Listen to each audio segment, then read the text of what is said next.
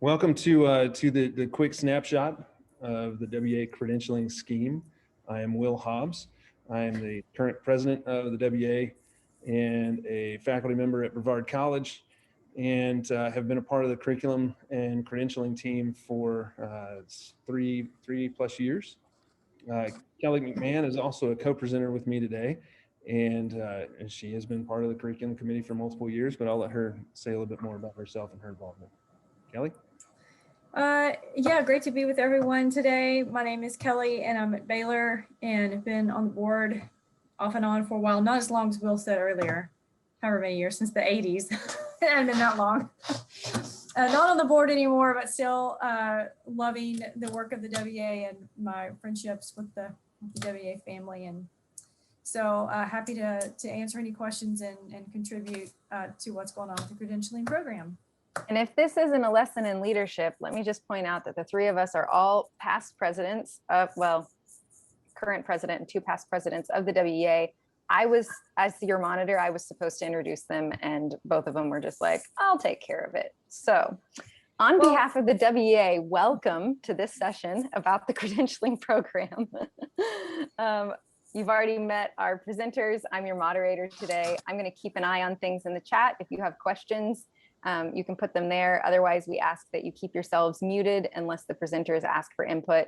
That just helps things run a little bit more smoothly. If it seems like there's an urgent question, I'll jump in with it, but otherwise we'll probably field some of those toward the end. If you have any issues, you're also welcome to just direct message me or private message me if you don't want to talk to everybody about it. Thanks. Thanks, Emily. So we could spend the 30 minutes talking about any one of the 4 levels of credentialing that the WEA currently has. We have 30 minutes to talk about all 4. It's not enough. It's not enough time, and we have to build in time for questions, which are going to take way more time. We would love to spend individual time talking you through our process and our programs, and we're happy to do that after the fact. I'm going to go ahead and speak on behalf of Kelly, because I believe that she feels the same way. So please know that we would love to get to all your questions. We're not going to be able to, but we'll try and hit some of the highlights and give you some clarity. First and foremost is the idea of credentials is part and parcel with the WEA mission. We identify and set standards for outdoor leadership education and accreditation. But our credentialing program really fits under this robust training for individual leaders and educators. So that's what we do. That's what the WEA is about. That's what it's been about since its inception. And we're continuing that work and pursuing that goal. So when the key word in that mission statement there, provide a robust training and credentialing program, is the idea of robust.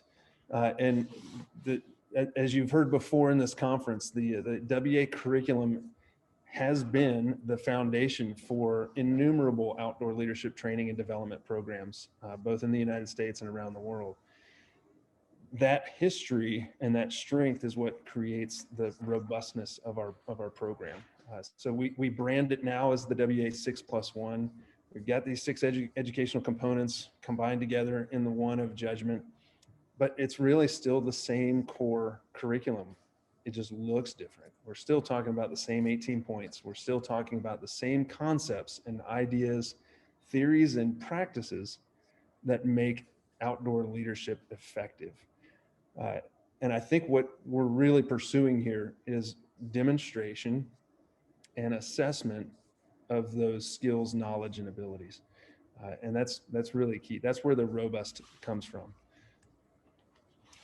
So I want to take just a second and clarify what we talk about between certification and accreditation. For the WEA, certification refers to individual level assessment. So we're talking about an individual as in a person. A person is certified. A program can be accredited. The process is essentially the same thing. It's an external systematic review of skills and abilities or programs and processes. But its certification is external review for an individual. Accreditation is that external review for a program. So we have 3 certification levels that are part of our credentialing scheme. let me rephrase that. We have 2 certifications and 1 certificate. The exposure level where students are exposed to the WEA and the 6+1 is the outdoor leadership training course. The certified outdoor leader is the first level of assessment. That is a certification. And then the certified outdoor educator is the instructor level, the instructor trainer type level of credential for the individual. From there, the program can be accredited. So let's dig a little bit into the outdoor leadership training course. This is formally the outdoor leader course, which was a 5-day course, but did not carry anything more than a certificate. So we repackaged that into this two night, so 3 field days, exposure to the WEA 6+1 that requires instructor modeling. It requires field time, of course. Student teaching is fantastic. This is almost on par with the Leave No Trace trainer course and those minimum requirements as well. Kind of does the same thing in terms of exposing students to those concepts, to the 6+1. There's a $25 WEA fee that covers the access to the curriculum and the certificate that comes at the end. One of the cool things about the outdoor leadership training course in our program is that it does not have to be taught by a WEA instructor. It simply has to be supervised or the oversight provided by a certified outdoor educator. So that means, for example, a certified outdoor educator could be contracted by an independent organization that doesn't have a WEA instructor on staff, and that individual can walk through the training with the staff members from that organization. They can do the field experience, and an OLTC has occurred. So the certified outdoor educator doesn't even have to be on staff for the organization that wants to have this training course happen. So we try to make that really accessible. Because it is just exposure, it's just awareness level of the WEA curriculum and what it means to embark on this journey of professional development as an outdoor leader. It is not a certification. It's just a certificate of completion. I would say it's akin to the ACA level 1 workshops that do not have a certification. They're certificate of participation sort of thing. So a little bit more than a consolation prize, a little more than an also ran, but it is still not a certification. So that's important to remember. Kelly, anything to add as we go through here? Just jump in. Okay. I know we're going fast. Again, I apologize. There's a lot in here. So the first level of actual certification is the certified outdoor leader. The beginning of the WEA focused on this credential. This was the only thing the WEA offered for over 20 years, was a certified outdoor leader credential. That began to change around the turn of the century, around 2000, 99, 2000. And there became multiple avenues for offering this assessment process. The Wilderness Steward course came into being, and then around 2010, 2012, the Certified Outdoor Leader disappeared altogether. And as it was replaced by the Certified Outdoor Educator and the accreditation process. So over the last 10 years, as we've been working through the accreditation program, and we've been doing some deep dives into the success of that program and where the challenges are, we recognize that there was a gap in our credential, that the Certified Outdoor Educator was an extensive credential, required an extensive amount of experience and an extensive amount of ability. And the primary audience for the WEA, colleges and universities, don't have time necessarily to actually get people to the level of certified outdoor educator. So there was this missing opportunity for us. So the certified outdoor leader came back, revised, new and improved, we hope. And the idea is that this is a recognition of outdoor leaders who are proficient in the 6+1. These are folks who have experience. They have done it. They know what it means to lead in the field. They have demonstrated good judgment. They have demonstrated their skills. They've been assessed by their peers and by their instructor and themselves. And then they can earn that credential of certified outdoor leader. The goal that for us as we created this credential or recreated this credential was to ensure that somebody who presents, I'm a certified outdoor leader, not only can say I've been in the woods, but I've been in the woods and I've shown that I can do this. And here are the respected professionals who have observed me and assessed me, and they agree. So it becomes a credential that actually has some weight. That comes from a rigorous, systematic process. And that's what we feel we've got here with the COL. We have a two-stage assessment process. There's field experience, and then there's also cognitive information, a written assessment. So our emphasis has always been on field experience, and we continue to maintain that. You'll see that in those minimum requirements for the COL, that in order to be eligible for this, you have to have documented 30 days of professional field experience. And that can come as a lead instructor, it can come as an assistant instructor, or it can come on a training course. If you're going through staff training or you're part of an academic outdoor leadership program that has field experience, that also can count as training. We do not count personal experience because this is a leadership credential. I get questions from some of my students who, in fact, I got it this week as I was presenting some of this information. But I took 4 of my friends out for a climbing day, and I was in charge, and I provided the gear, and I was responsible for emergency response if we needed it. And that's great experience. And it's a great opportunity for you to grow in that context. It does not count or is not recognized as a part of our credential because we want to focus on professional development in a professional context. And that's an essential piece of the COL. Again, our goal is to make this a respected and rigorous credential. That's why we have some limits. Not everything can count. Some things are in and some things are out. And that's part of what makes this, or hopefully will make this a trusted certification. So there is a professional portfolio requirement, and that's simply just putting everything into one place so that it's easy to see and easy to present.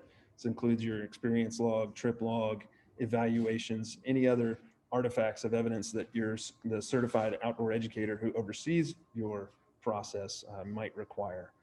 For example, a medical training certification or any other technical outdoor skill trainings, but that is left to the certified outdoor educator. The initial certification cost is $100.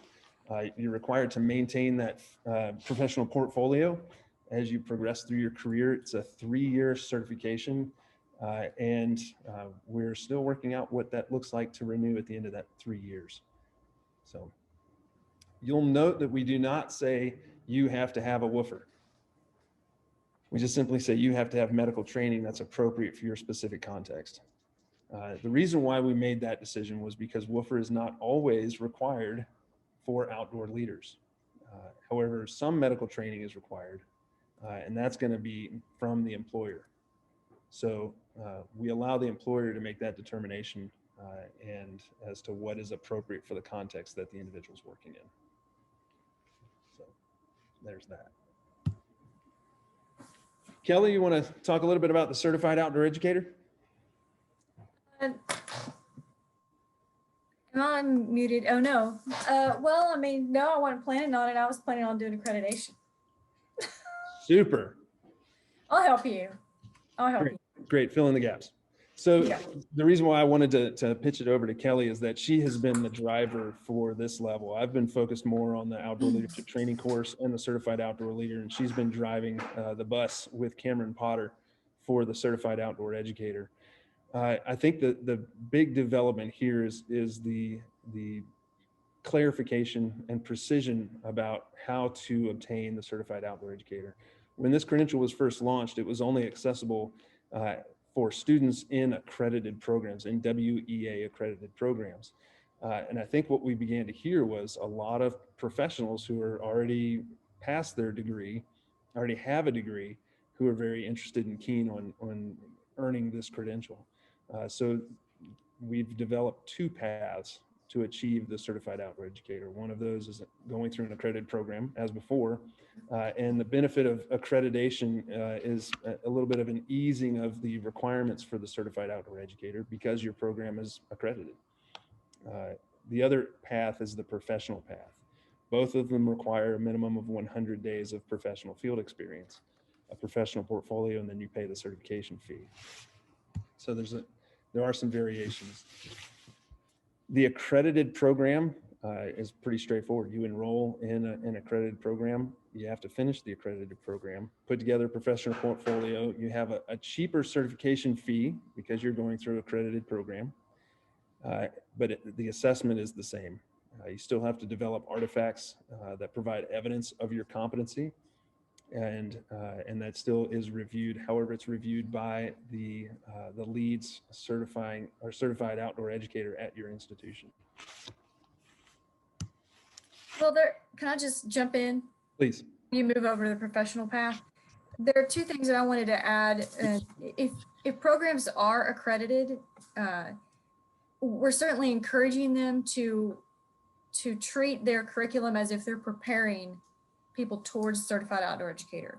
It may make sense, as Will described earlier, for you to be able to get there in 4 years as an undergrad. So if accredited organizations want to have a professional path for COE, for instance, some of their staff are coming in and they want to get them certified as COE, or they have master's students, then that just becomes part of what gets submitted as part of the accreditation process, what your plan is for that professional path. So I just wanted to make sure that, I don't know if that's helpful or not, but that's kind of how it works. So the professional path is very similar to the accredited, except you don't enroll in an accredited program. You build a portfolio that captures and documents your expertise. And this takes a variety of forms, submitting lesson plans, submitting philosophy statements, submitting papers, submitting trip logs, submitting course and trip plans, risk management plans. There's a whole host of artifacts. And each of the 6+1 components has a list of potential sample artifacts. And all of those are explained in the Certified Outdoor Educator Clinic Manual, which is part of the professional path. So let me peek around my notebook here. So since you're not going through an accredited program, a lot of folks who are pursuing the professional path may not have any field experience in a WA program. So there's a 2.5-day Certified Outdoor Educator Clinic that is classroom-based, that orients you to the WA, to the WA approach and the WA way of outdoor leadership training and development, to managing field experiences and instructor modeling and student teaching and feedback debriefing through the WA model. It's a lot to do in 2.5 days. And I want to make sure that we're acknowledging the role that Brad Daniel and Brad Faircloth and Andrew Bobelia and Second Nature Trek have in designing and developing the curriculum and the format for that COE clinic. We've been very, very grateful for the partnership between the WA and Second Nature Trek. So a quick shout out. I see Andrew's in this session. So thanks a lot, Andrew, for your work and your leadership in supporting the WA. So the other thing is that there is a certification fee of $275. You see that on the slide. I don't want to neglect that there is a fee for the clinic, but there's not a set amount for that. It just depends on where it is and when it is and how it is. I will say that we have been talking about, we've been kind of focused on this conference, but we have been talking about developing a virtual option for the COE clinic. As much as it pains us as experiential educators to not be together in the same room and walk through this stuff, because there's such deep value in that and relationship building. The reality is that we have to have multiple ways to access that information in that process. So it's in the works, something else for us to work on. We'd love some board members to help out if you're interested in becoming a board member, but I digress. Kelly, would you like to talk about accreditation? Let's talk about accreditation. Will has already drawn the distinction between certification and accreditation, but I will just review it again. That accreditation is intended to be or provide a systematic external review of a program or agency. Another way to think about it is instead of certifying a person, it's certifying or giving a stamp of approval based on, and I think it's important to emphasize, minimum set of standards and it does provide some public identification of those programs or organizations that then meet or exceed a set of standards. Narrowing that down a little bit about what the WEA accreditation is a systematic external review of organizations that utilize robust curriculum and field experiences to train outdoor leaders for professional practice. So that is the scope of what we are trying to do with our accreditation. Just a few statements here about why we would want, or why we think it's important for organizations to become accredited. There is value to the student. It protects the interest of the students, just to make sure if they enroll in a program that they're getting the kind of rigor that's going to set them up for success in the industry, which is very related to providing them some marketability when they get ready to go into the job force. And KSA, knowledge, skills, and abilities there. Improve the quality of teaching, learning, research, and professional practice that they get, because they are part of an accredited organization. And then it is a streamlined path to entry-level credentialing and certification, because if organizations are accredited, they are able to offer certification to their students. Not just give it to them, but provide them the opportunity to earn it. Let me put it that way. Value to the program. Accreditation strengthens program curriculum and practices through internal reflection and improvement. For those of us who have been through accreditation, we can just attest to the value of the rigorous look of your own practices, your own curriculum, how things are integrated, how are your assessment working? Do you have assessment? Are your objectives clear? It's just very beneficial process to go through. There's a form of accountability for the areas of improvement, because you, as part of the self-study, you identify areas of weakness that you need to focus on, and then you say, okay, we're going to improve this in the next year or 2 years. And so that accountability is really nice. It provides professional discussion and collaboration. So when your reviewers come in for your self-study, there's individuals right there. Not only do you have collaboration with other accredited orgs, but when those reviewers come, you're able to visit with them. They're sitting at the table with your dean or your department chair. So that is an important level of support that you wouldn't probably get otherwise. And then it helps you market your product. If your university is requiring some kind of licensure or accreditation, you can say that looks good to parents. So that's always an added bonus. And Kelly, if I can jump in real quick, one of the other things that's a value as a program, if it is an administration that is requiring programs to seek some accreditation in their field, then this becomes a tool to leverage that desire for additional resources. And it can be a very powerful tool as well. Well, we have to do this because the accreditation requires it. And that is a legitimate tool to build a program through accreditation. And then there's the obvious things: value to the industry, establishing standards that improve recognition of our profession and provide structure and stability to the broader industry. So those are, it's not all, but those are some of the benefits of accreditation. Now, there may be questions about who it is that reviews the curriculum and what organization would submit. And we have a 14-member special recognized committee within the WEA that is responsible for the oversight of the accreditation process, called the COEL, or Commission on Outdoor Education and Leadership. It is a member selection. They go through a member selection process. And right now that group is engaged in two primary ways, program accreditation being one, and then they're also doing the reviews for the professional path towards COE. So if organizations are interested in accreditation, they would need to complete an application for initial accreditation or reaccreditation if they have let it expire. They would have a preliminary evaluation application that would start. Once that is approved, they would begin the self-study. Then during that self-study, you need to maintain, or organizations would need to maintain their organizational membership.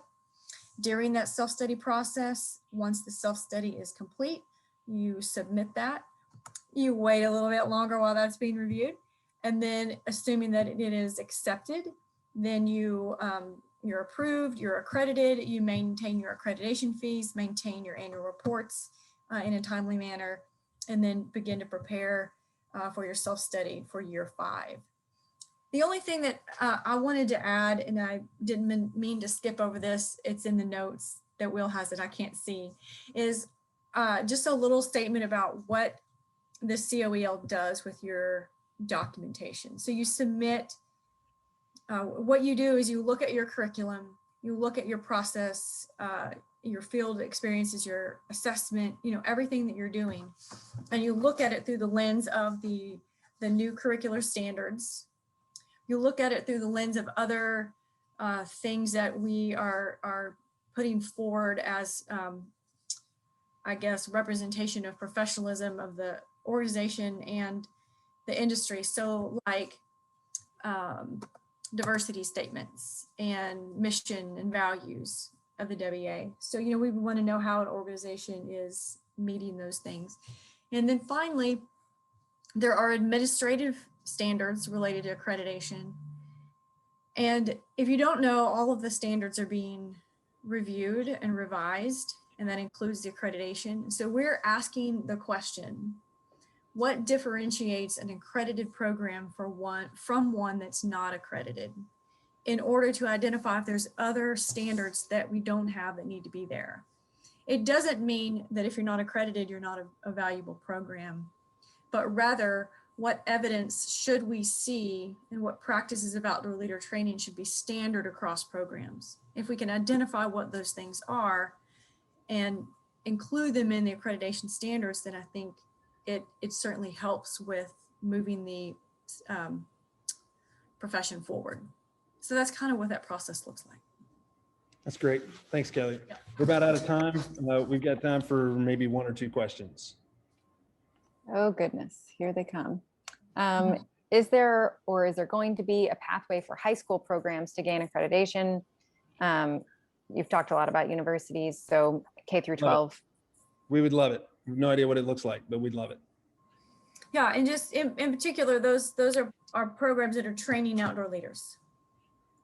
Yep. And then how has COVID impacted any of these certifications, and what do you think certifications will look like going forward? I don't know that it's going to impact the certification. It's just simply the process of getting those courses out in the field. And that's changing every day. I know for my program, we're running courses. We've been in the field even through last semester. And now this semester, we've got access to 15-minute rapid tests. So we're testing every participant before they enter the van. We're taking those 15-minute tests with us in the field. Any sign of symptoms, they immediately get tested and we initiate an evacuation. So I think over the next 6 months, we're going to see massive advances in how we manage COVID in the field. It's going to be, I don't see it an issue a year from now. I think we're going to be totally fine, regardless of what happens with the vaccines. Great question. Thank you. I'm going quick. Let's go. Give me another one. This is easy. Okay, last one. Whether you become a COE through an accredited industry or WEA, do they hold the, okay, yeah. If you become a COE through an accredited organization or not, do they hold the same value? Same letters. COE. You got it. Certified. Outdoor. You're certified. You're certified. Okay. Period.